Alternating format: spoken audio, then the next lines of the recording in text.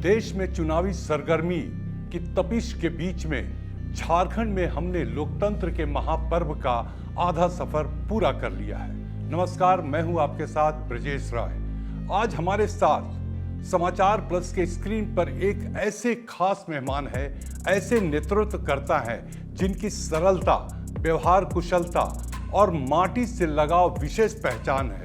कार्यशैली की बात की जाए तो झारखंड का कोना कोना उन्हें तहे दिल से चाहता है। जी हाँ, मैं आपको मिलवाना चाहूंगा झारखंड के मुख्यमंत्री आदरणीय श्री चंपाई सोरेन से।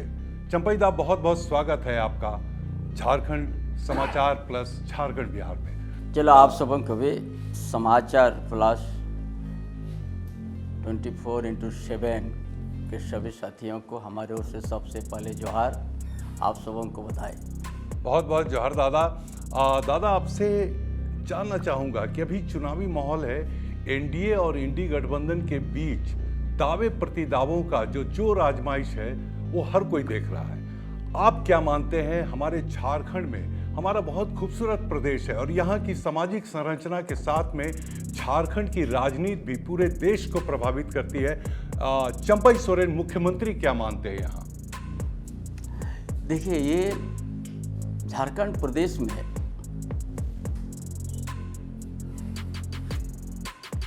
जो इस चुनाव में, ये जो आम चुनाव है पूरा देश के लिए, और इस चुनाव में ये प्रदेश का भी बहुत बड़ा भूमिका है, लेकिन हमारा इंडिया गठबंधन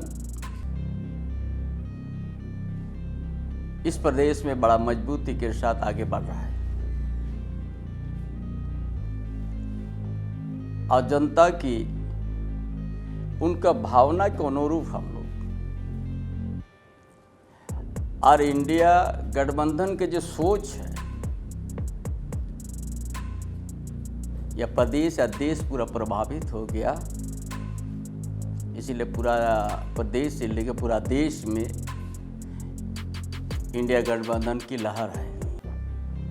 और जो भारतीय जनता पार्टी और इंडिया, इनका 2014 जो उनका शुरुआत, जो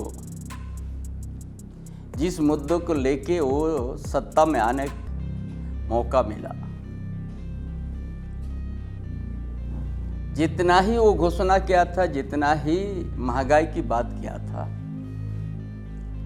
वो भारतीय जनता पार्टी उसको महंगाई का मां बनने के भी वो तैयार अभी नहीं है।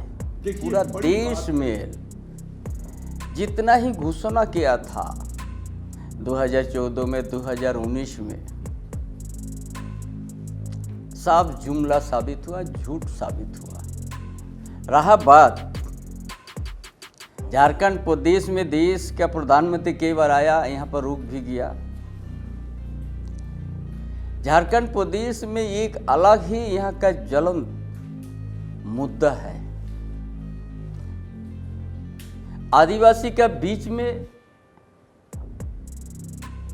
सारना धर्म कोड, यदि आप आदिवासी को बचाना चाहते हैं, आदिवासी को विकास करना चाहते हैं, आदिवासी का परंपरा को बचाना चाहते हैं, आदिवासी का अस्मिता को बचाना चाहते हैं, तो सारना धर्म कोड सबसे महत्वपूर्ण मुद्दा है और उसको मान्यता देना होगा। लेकिन देश का प्रधानमंत्री यहाँ कई बार आया, यहाँ रुक भी गया इस प्रदेश में, लेकिन आदिवासी हित में ये एक शब्द आज नहीं बोला। इसीलिए भारतीय जनता पार्टी को उनका सोच से वाकिफ हो गया यहाँ का आदिवासी कि ये भारतीय जनता पार्टी आदिवासी के साथ भी छल किया है। उसका साथ साथ हमने कहा 3 मुद्दा है जलन। एक मुद्दा तो सारना धर्म को, दूसरी है यहाँ के ओबीसी जो ये राज्य सरकार, हमारी सरकार विधानसभा में पारित करके 14 की जगह में 27% आरक्षण हम लोग किया, ये बहुत बड़ा मुद्दा है। वो अभी राजभवन में वो उनका अपना इशारा पर रोकवा दिया है। तीसरी है कि झारखंड आंदोलन के समय से ही यहाँ का स्थानीयता का जो परिभाषित होगा 1932 के आधारित ही यहाँ पर स्थानीय नीति बने। ये भी हम लोग विधानसभा में, हाउस में हम लोग पास करके हम लोग भेजे हैं। बिल्कुल, हम लोग सब और ये तीनों मुद्दा से भारतीय जनता पार्टी बड़ा दूर है।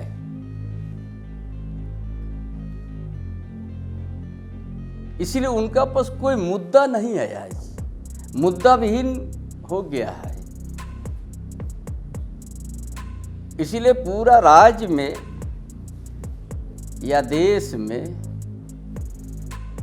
इंडिया गठबंधन का लहर है, क्योंकि मुद्दा के साथ हम लोग आगे बढ़ रहे हैं। बहुत सही बात है। झारखंड के मुख्यमंत्री चंपई सोरेन जी ने साफ तौर पर कहा कि 3 ज्वलंत मुद्दे हैं यहाँ झारखंड में, जो भारतीय जनता पार्टी या देश के प्रधानमंत्री जो केंद्र में सत्ताधीश है उन्हें शायद दिखाई नहीं पड़ता। लेकिन एक दिलचस्प पहलू यह भी है कि भारतीय जनता पार्टी जिस तरीके से झारखंड में भ्रष्टाचार की बात करती है और परिवारवाद की बात करती है, तो मैं आपको बताना चाहूंगा कि झारखंड मुक्ति मोर्चा ने परिवारवाद के मिथक से बाहर निकलते हुए झारखंड मुक्ति मोर्चा यानी अपनी पार्टी के एक वरिष्ठ कद्दावर नेता, जिन्हें आदरणीय टाइगर दादा भी कहा जाता है, उन्हें मौका दिया। और चंपई सोरेन आज मुख्यमंत्री की कुर्सी पर रहते हुए जिस तरीके से झारखंड के विकास के लिए प्रतिबद्ध हैं, ये एक कई उदाहरणों में देखा जा सकता है। दादा, आपसे जानना चाहूंगा कि झारखंड की एक बड़ी समस्या है, बहुत बड़ा टीस है, यहाँ पलायन, यहाँ बेरोजगारी, और खास तौर पे जो विदेशी निवेशक हैं या देश के निवेशक हैं वो आते तो जरूर हैं लेकिन टिकते नहीं है, और पलायन एक बड़ी समस्या है। आखिर यहाँ के लोग बाहर क्यों जाना चाहते हैं? बड़ा अच्छा सवाल किया आपने। झारखंड अलग राज्य, बड़ा उम्मीद के साथ पार्टी का अध्यक्ष दिसंबर शिबू सोरेन का नेतृत्व में हम लोग अलग किया। अलग होने के साथ ही भारतीय जनता पार्टी का ही नेतृत्व में सत्ता रहा। जी, पहली सरकार बाबूलाल मरांडी मुख्यमंत्री, पहले मुख्यमंत्री रहे। और अलग राज्य होने के बाद भारतीय जनता पार्टी भी बड़ा लंबा समय तक यहाँ अपना नेतृत्व किया सत्ता का।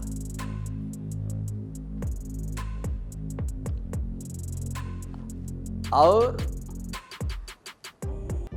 ये झारखंड के साथ उनका कोई किसी तरह का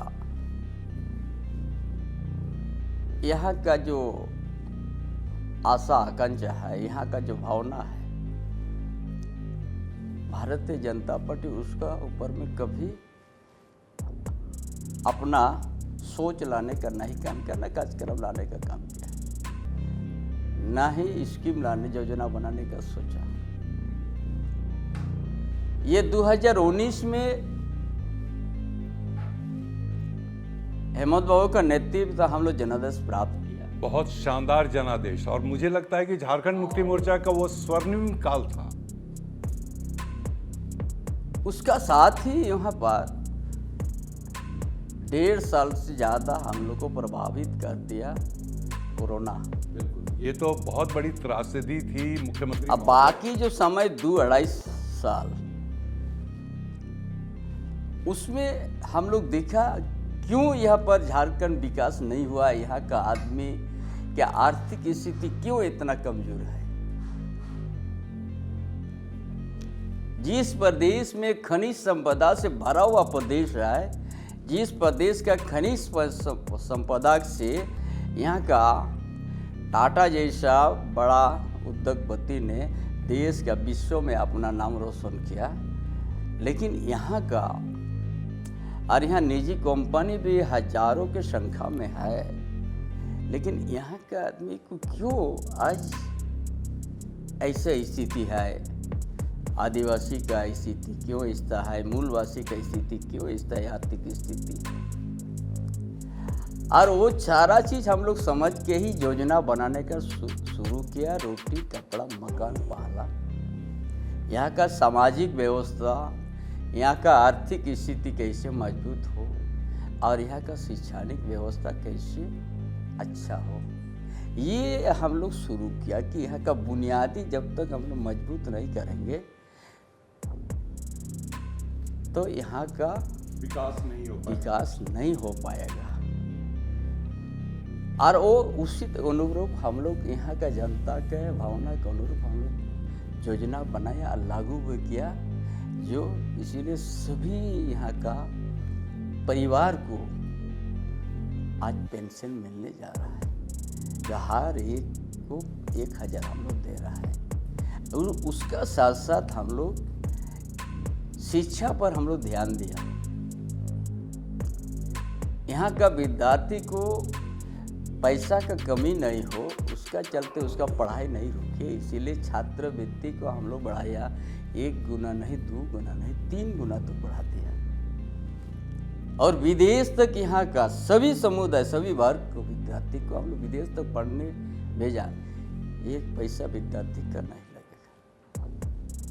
और वो भी हम लोग करने गया, जो भी डिप्लोमा करने जाएगा, इंजीनियर, डॉक्टर, मेडिकल पढ़ने जाएगा, उसका भी हम लोग बिना किसी तरह का, बिना गिरवी रख के उसको भी हम लोग मदद करने जा रहा है। ये शिक्षा को बढ़ावा हम लोग शुरुआत किया है। बिना शिक्षा से अब किसी को, आज के आधुनिक युग में हम सब आधुनिक युग में प्रवेश किया है और बिना शिक्षा से आगे नहीं बढ़ पाएगा।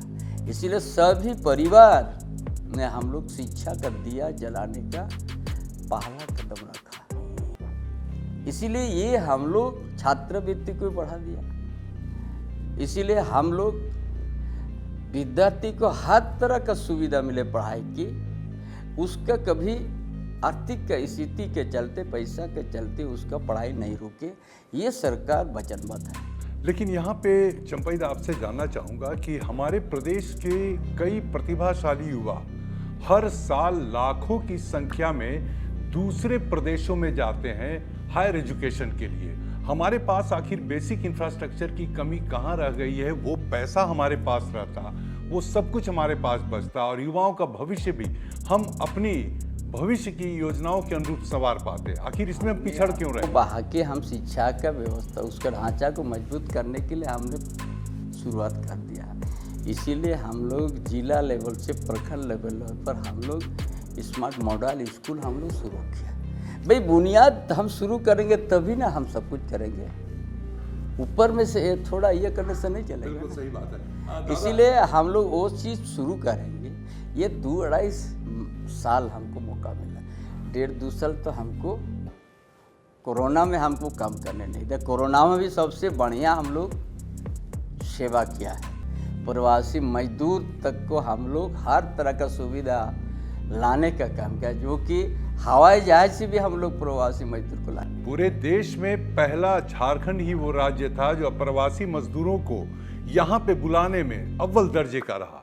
लेकिन यहाँ पर दादा से एक सवाल करेंगे, जो बिहार के बाद झारखंड में भी इसकी मांग बहुत जोर पकड़ने लगी थी और चंपईदा भी सदन में थे। दादा, आपसे जानना चाहूँगा, बतौर आप मुख्यमंत्री इसको क्या देखते हैं कि जातिगत जनगणना, चूंकि अभी झारखंड में लोकसभा का चुनाव आधा सफर बचा हुआ है, इसके साथ निकाय चुनाव होना है और उसके बाद विधानसभा का चुनाव होना है, तो जातिगत जनगणना कितनी आवश्यक है हमारे झारखंड के सामाजिक परिवेश के लिए? देखिए, जरूरी है जाति गणना कि किस बार किसी जाति के कितना यहाँ पर, ये जानना जरूरी है। हमने क्यों मांग किया है सरना धर्म कोड, कि हमारा भी वो कलम रहे, जब जनगणना होगा तो हमको भी हमारा एक कलम रहे, तब हमने अपने हमारा अस्तित्व परंपरा हमारा बचेगा। नहीं तो हम तो लुप्त हो जाएंगे ना। हम प्राकृतिक का पुजारी है, पेड़ के नीचे हम पूजा करते हैं। बिल्कुल आदिवासी। इसीलिए हमको अब ये जरूरी हो गया, तब हमको पता हो गया कि हम यहाँ कितना है। ये शेड्यूल एरिया भी है ना झारखंड में, यहाँ CNT एक्ट भी लागू है, SPT एक्ट भी लागू है, विल्किंसन रूल भी लागू है, वन अधिकार अधिनियम भी लागू है। यहाँ बहुत सा क्षेत्र में वन के भीतर में हमारा परिवार लोग रहता है। लेकिन आपकी सरकार ने तो वनाधिकार पट्टा देने का पहल शुरू कर दिया है। शुरू क्या, लाखों परिवार हम लोग दिया है, लेकिन उसको केंद्र सरकार भारतीय जनता पार्टी का उसको शिथिल करने का काम कर रहा है वन अधिकार अधिनियम। अच्छा मुख्यमंत्री महोदय, यहाँ पे आपको थोड़ा सा रोकूंगा। ये बताइए कि झारखंड में झारखंड सरकार से लेकर झारखंडियों की भी एक टीस है कि कई ऐसी योजनाएं हैं जिसको केंद्र सरकार आपको सहयोग नहीं करती है और वो धरातल पर उतर नहीं पाती। आखिर इसकी वजह क्या है? राज्य सरकार और केंद्र सरकार में इतना टसल क्यों? अब देखिए, केंद्र सरकार झारखंडियों के साथ हर समय भेदभाव किया है। आपका PM आवास में ही आप देखिए, ये दोनों का हिस्सा से PM आवास बनता है, वो अपना हिस्सा देना बंद कर दिया। तब आप लोगों ने अब हम लोग अबुआ आवास अपना सरकार का अपना संसाधन से हम लोग बनाने, और वो भी राशि भी आप लोगों ने बढ़ा दी। 2 कमरा में 3 कमरा हम लोग कर दिया। उसी तरह का हर तरह का ये केंद्र सरकार सिर्फ झूठ आश्वासन, उनका हर योजना हर घोषणा जुमला साबित हुआ है। इसीलिए आज ये स्थिति है। इसीलिए भारतीय जनता पार्टी देश के हित में नहीं आए हो, यहाँ सिर्फ वो मुट्ठी पर पूंजीपति के लिए वो काम कर रहे हैं। बहुत सही कहा आपने कि आपका आरोप भी बहुत सही है। आमतौर पर इंडी गठबंधन के निशाने पर भारतीय जनता पार्टी इसीलिए कि ये पूंजीपतियों को मदद करते हैं। लेकिन यहाँ पर जानना चाहूँगा चंपैदा कि आपकी सरकार पर एक सीधा सीधा हमला हमेशा से भारतीय जनता पार्टी ने बोलने की कोशिश की है कि आप भ्रष्टाचार को बढ़ावा देते हैं। इसको किस तरीके से देखते हैं? प्रधानमंत्री नरेंद्र मोदी कहे कि झारखंड की पहचान अब नोटों के पहाड़ के तौर पर होती है। देखिए, भ्रष्टाचार जो शब्द है ना, झारखंड ये हर जगह से हुआ है, क्या गुजरात से नहीं हुआ है? सबसे ज़्यादा आपका इन्हीं का पीरियड का है कि 1000 करोड़ 35,000 1000 करोड़ 40,000 करोड़ लेके बाहर चल गया है। क्या वो भी नहीं आता है क्या? अभी कुछ दिन पहले कोई हम देखा नोट का 10 ये बेड बना हुआ है लखनऊ यूपी एरिया में। इसीलिए हर व्यवस्था को रखा गया है, इसको अंकुश लगाने के लिए। इसीलिए नियम है, जो जैसा होगा उसके ऊपर कार्रवाई होगा। इसका मतलब पूरा कोई दोषी नहीं होता है। जो अगर गलत कर रहा है तो उसका ये तो कार्रवाई होना है। इसीलिए सिर्फ झारखंड को इस तरह से कर दिया है। यहाँ का जो भूमिपुत्र है, अभी तक कोई चीज, सिर्फ झारखंड अलग राज्य करके खेती करके खाते हैं। यहाँ खनिज संपदा भरा हुआ है और यहाँ उपयोग भी हो रहा है। यहाँ का आदमी तो नहीं कर रहा है ना। ये mining, major mining, minor mining ऐसे नहीं हो रहा है। हम लोग पैदा ही नहीं हुआ है। 150 साल से जब से यहाँ पर शुरू हुआ है तब से हो रहा है। लेकिन यहाँ का आदमी वहाँ बड़ा दूर दूर तक नहीं है। मजदूरी जरूर किया है, मजदूर मिला, पत्थर को तोड़ दिया है, ढो भी दिया। लेकिन वो लोग हम लोग समझ नहीं पाए हैं। यहाँ का उपयोग हो रहा है, देश में कोई ना कोई कोना में यहाँ उसका फायदा हो रहा है। लेकिन यहाँ का आदिवासी, यहाँ का मूलवासी व स्थिति बड़ा दयनीय है। इसीलिए उसको हम लोग बुनियादी ढांचा को मजबूत करके हम लोग इस झारखंड के आदिवासी मूलवासी, चाहे दलित हो चाहे गरीब गुरबा हो, उसको हम लोग शिक्षा के साथ साथ उसका आर्थिक स्थिति को भी हम लोग मजबूत करने का हमारा ये कदम है। इसीलिए हम लोग निजी कंपनी में कानून ही बना दिया कि यहाँ का ही बेरोजगार युवक युवती ताकि 75% नियोजन मिले, नियुक्ति मिले। ये कानून बना दिया, हम लोग कल मौखिक नहीं है। ये जो आपने कहा कि बाहर जा रहा है, हम लोग उसका रोकने के लिए यहाँ पर हम लोग कानून बना के यहाँ का आदिवासी मूलवासी दलित गुरबा ताकि यहीं पर उनको नियुक्ति मिले। ये कानून हम लोग ने, कई दूसरा सरकार ऐसा नहीं सोचा है, हमारी वहाँ गठबंधन की सरकार का ये सोच है। बिल्कुल, अपने घर में ही आपको रोजगार मिलेगा। लेकिन चंपई दास से, झारखंड के मुख्यमंत्री से एक बहुत अहम सवाल है, और ये सवाल ये है कि महिला आरक्षण की बात चल रही है। 33% का आरक्षण होना चाहिए। महिला हमारी आधी आबादी का नेतृत्व करते हैं। मुख्यमंत्री चंपई सोरेन क्या कहेंगे महिला आरक्षण को लेकर? आरक्षण होना भी चाहिए, आगे भी बढ़ना चाहिए। जब हम 14% को हम 27% ला रहा है, 26% को 28% ला रहा है, SC का हम 12% ला रहा है ना। हम तो कभी उनका, हम तो आरक्षण का पक्षधर है। महिलाओं को आरक्षण, हमने महिला का आरक्षण का भी पक्षधर है। हमने कभी उसका ये, मतलब आने वाले विधानसभा चुनाव निश्चित रूप से झारखंड मुक्ति मोर्चा में भी महिलाओं का जो उनकी भागीदारी है वो दिखाई पड़ने वाला। मुख्यमंत्री चंपई सोरेन जी से अंतिम सवाल कि अब आधा सफर हम लोगों ने लोकतंत्र के महापर्व का पूरा कर लिया है, झारखंड में आधा बचा हुआ है, क्या कहेंगे, क्या दावे हैं आपके? झारखंड प्रदेश में 14 के 14 सीट, अभी का जो माहौल है, देश का माहौल है, भारतीय जनता पार्टी इंडिया गठबंधन मुद्दा विहीन लेके प्रचार कर रहा है। हमारा इंडिया गठबंधन एक मुद्दा को लेके और यहाँ का हर वर्ग को ख्याल करके अपना मुद्दा लेके जनता के बीच जाके ये पूरा देश में माहौल बन गया है, प्रदेश में माहौल बन गया है। झारखंड प्रदेश 14 के 14 लोकसभा सीट ये इंडिया गठबंधन के पक्ष में है।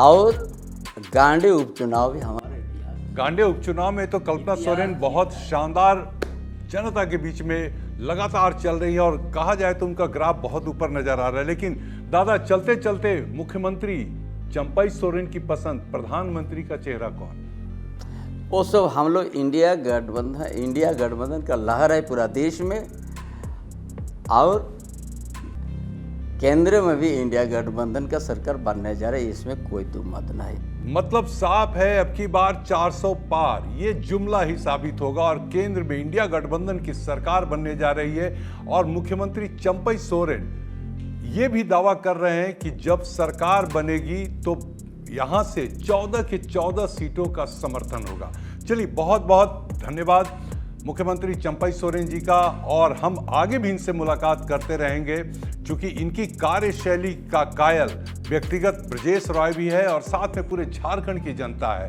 तो दादा, एक बार बहुत बहुत आभार आपका, आपने समय दिया। और चलिए, हम आपसे एक निवेदन करेंगे कि चुनाव का वक्त है, आधा सफर बचा हुआ है, आप खुद मतदान केंद्र पर जाएं और साथ ही अपने पास पड़ोस के लोगों को भी चुनाव और मतदान में हिस्सा लेने के लिए प्रेरित करें। हम आपका समाचार प्लस 24/7 के माध्यम से भी हम प्रदेश का जनता से अपील करूंगा कि ये मौका 5 साल में एक बार वोट देने का मौलिक अधिकार है। इसीलिए सभी से अपील करूंगा कि वोट अपना मौलिक अधिकार है, निश्चित रूप से आप मतदान कीजिए। मेरे ओर से पूरा इस प्रदेशवासी को हमारा ओर से अपील है। चलिए, बहुत बड़ी बात है, मुख्यमंत्री ने समाचार प्लस के माध्यम से ये अपील किया है चंपाई सोरेन ने, जिन्हें हम आदरणीय दादा के तौर पर भी कहते हैं कि आप जरूर मतदान केंद्र में जाएं और पहला काम है कि आप मतदान करें, क्योंकि 5 साल में ये अवसर आपको मिलता है। तो हमारा भी विशेष निवेदन है कि पहले मतदान, उसके बाद जलपान। नमस्कार।